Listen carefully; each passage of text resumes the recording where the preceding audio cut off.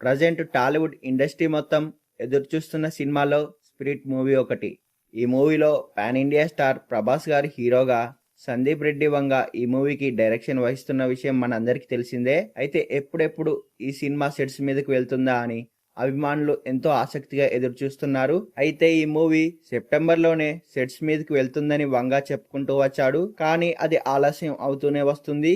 ఇక మేటర్ ఏంటంటే ఎప్పటి నుంచో స్పిరిట్ మూవీలో మెగాస్టార్ చిరంజీవి గారు కూడా నటిస్తున్నారనే వార్తలు వస్తున్న విషయం తెలిసిందే. ప్రభాస్ గారికి తండ్రిగా చిరు నటిస్తున్నాడని ఇండస్ట్రీలో ఒక వార్త సృష్టిస్తూనే వస్తుంది. సందీప్ రెడ్డి వంగ గారు మాత్రం మెగాస్టార్ గారికి వీరాభిమాని. ఆయన ఫోటో వంగ గారి ఆఫీస్లో పెట్టుకున్నాడు.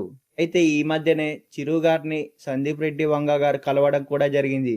దీంతో నిజంగానే స్పిరిట్ మూవీలో చిరంజీవి గారు నటిస్తున్నారనే రూమర్స్ బాగా వ్యాపించాయి. తాజాగా ఈ రూమర్స్ కు సందీప్ రెడ్డి వంగ గారు చెక్ పెట్టారు. చిన్న సినిమా అయిన జిగ్రీస్ మూవీకి సందీప్ రెడ్డి వంగ గారు సైలెంట్ గా సపోర్ట్ చేస్తున్న విషయం తెలిసిందే.